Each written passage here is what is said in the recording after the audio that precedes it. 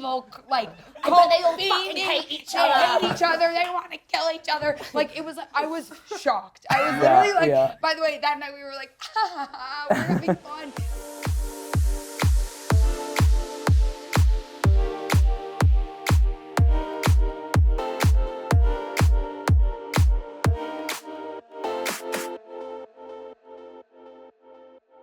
Thank you so much, you guys. This is so exciting. I know this is your first of the day, so no pressure. I feel like, didn't you just say that your Peloton instructor is even talking about this film? I think you have the Sundance movie this year. I've been outed immediately. Yes. We worked out this one. Yeah. I think what I said was, if I were to have been on a Peloton, I'm sure they would have been talking about the moment. Right. Also, as a hypothetical, a Peloton Absolutely. instructor talking about the moment. And if I'm lying, you know, that's all part of the fun of Sundance. Exactly. I think for this last Park City year, I think it's very fitting to have the moment premiere here. I mean, you guys are, it's just sort of incredible, and you know, so this sounds so cheesy, it makes me sound old, but at the edge of culture. And let's start with you, Charli. I mean, this creative work you've done for the past 3 years is like the gift that keeps on giving. You keep finding new ways in, and it's so exciting. So why the moment? Why this concept, and how did it come to you? Well, I've been approached to make a kind of more traditional tour film around the Brat shows that I was doing, and it kind of felt like a way to sort of like elongate the lifespan of the album for my record label, and I just wasn't really into that. I kind of was only really interested in doing something that I felt could like flip the form of something quite traditional, and so I sort of was thinking about a way I could kind of put a spin on a long form kind of film about, you know, what I had experienced throughout the album cycle, and this is kind of where I landed, this sort of satirical take on not only like the music industry, but I suppose myself. How do we keep this Brat thing going? The label's like, more Brat, Brat forever. And you know what? Maybe they're right. Oh, for fuck's sake. And yeah, I don't know, it just felt like a way into talking about some ideas that I find really fascinating about pop culture, fame, the kind of like loss of art, you know, like the second you put something out, it kind of is no longer yours. And those are things that both myself and also Aidan have always been really interested in talking about as collaborators. So this just felt like a really kind of like rich ground for us to like breed ideas, and that's kind of how it came about. Absolutely. And Aidan, you're the director. Talk about your collaboration and sort of shaping this whole thing. Yeah, I think Charli and I had been really lucky that we'd sort of shaped a world together, or a language together, kind of over the course of Brat's rollout. And I think we found very quickly that as collaborators and as friends, we really connected, not only in the visual language, but I think also the stuff that we were interested in, stuff that we were interested in commenting on, stuff we were interested in reflecting on. So yeah, it felt very natural. It was actually after our first music video that we did together, 360, that Charli messaged me saying, I think we should make a movie together. Yeah. And that felt very hypothetical at the time, you know, that maybe in 5 years or something like that, but then it actually happened a lot quicker than I think we expected. Yeah. Absolutely. I think the concert film, and Sundance is a part of this, and its modern era, feels a little bit more like marketing now. It's like this controlled disclosure, but I think with this group, and I want to open this question up to everybody, what are some of your favorite tropes of like the modern pop concert film and experience and behind the scenes, and what was really enjoyable about maybe turning that on its head? Anybody jump in? Jamie, I'll kick that to you.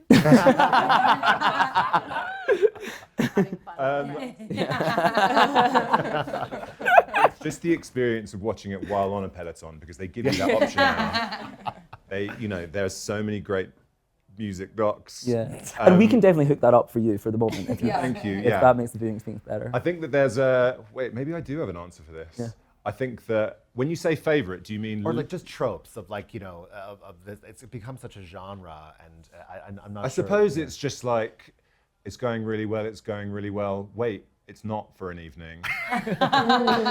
Wait, what? Sure, so surely it's not going to recover.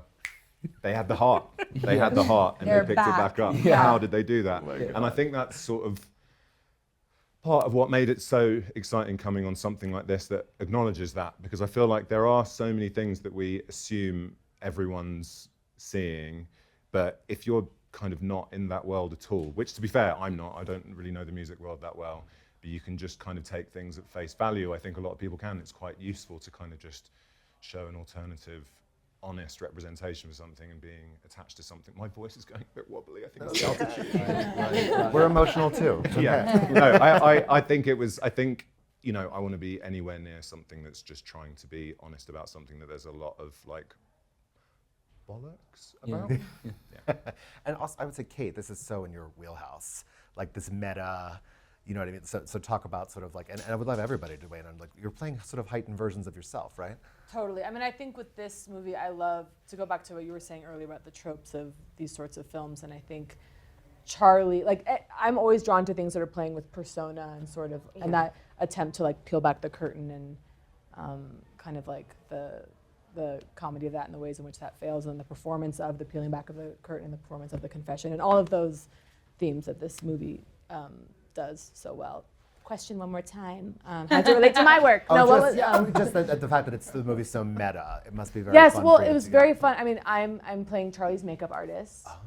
And what's funny, so Charli's actual makeup artist, genius Yasmin, was on set, and so she would be doing her, and then I would be watching. Okay, cut this. Okay. But yeah, I mean, I wasn't in this. I wouldn't say I was. Can we cut?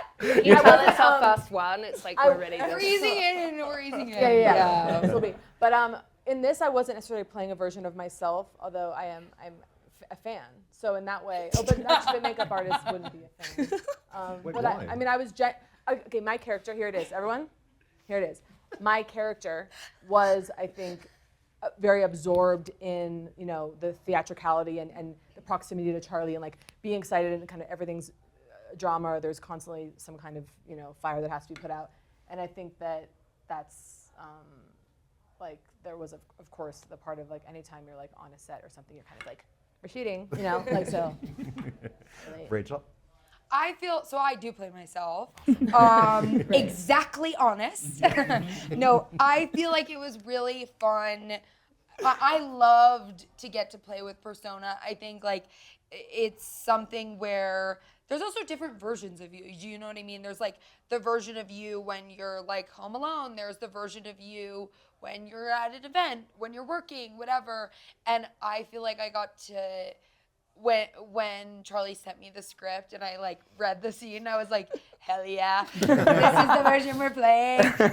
And it's just so fun, and like to get to play into like our scene where we're like sort of being like frenemies together was so fun.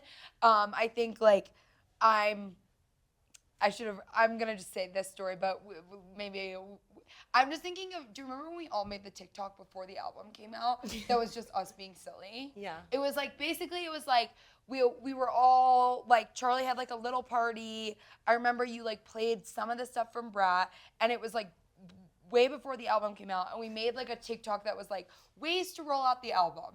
And it was like us being like silly, and like the comments on the TikTok were like, these fucking soulless people, these evil, like, they all fucking hate each other. They hate each other. They want to kill each other. Like, it was like, I was shocked. I was literally like, by the way, that night we were like, we're having fun. Like, and to like kind of almost play into this version of something that was like projected onto us like one time, I thought was really, really fun. I mean, it was really cool of you and Charli and, you know, anyone else playing themselves in this film to kind of do this sort of, you know, their evil twin version of themselves, or this heightened version of themselves, because as Rachel's saying, I think audiences a lot of the time nowadays have trouble separating characters from real people, especially in this complicated situation where Rachel in the film is called Rachel. So I think it was really cool and real brave. I mean, when we sent that script, which was, you know, not painting Rachel in the greatest light, there was no notes in the script whatsoever. You know, I was like, that's me. Exactly. And I'd say we were honestly really, really lucky that was Rachel's scene was the first scene that we shot of the entire film. Wow. And it was so helpful to all of us in that it really set the tone, I thought, of how we want to go forward. Because, you know, we had a kind of language. We'd done the 360 video together, and we kind of understood each other's world and rhythm. But I think as much as it was all on the page beforehand and we kind of planned what we were going to do, I think we really found the personality of our film in that scene with Rachel at the beginning. And so I'm really grateful. It was really fun. And I mean, the story of you coming over, actually, Rachel was Oh in. my Yeah. God. It was insane. It was basically, there was like one window where I could do it, which is why it ended up being the first day. Yeah. So I was in Paris, and then the way we figured it out was we were gonna have a van take me from the show in Paris on the channel. The tunnel? The channel. Tunnel. Basically, they put She abbreviated the it because- van went onto a boat that went underground, question mark. No, correct. Under the sea. Sea, under the Exclamation sea. point, yeah. So I went under. Right? Is that how it works? I believe Totally. so. The channel. The channel. That was the channel. Ariel. So It's called the Eurostar. The by way. Eurostar. Yeah. Not in the, and not the only channel. stars run it. You know Stars That's the train. Oh. So you went under the I sea. went went under the sea. the sea. I went Like in under the that sea, movie, y'all. Little Mermaid. I went under the sea. Literally, I don't remember any of it because I like left the show, showered, took a sleeping pill, got into a van with a man, handed him my passport. I was literally like, I trust you with my life. I hope. Then I wake up in the middle of the night, 3 a.m., like gas station, lights blaring. A man is like banging on the window. He was like, do you consent to traveling to London or to England? And I was like, yes.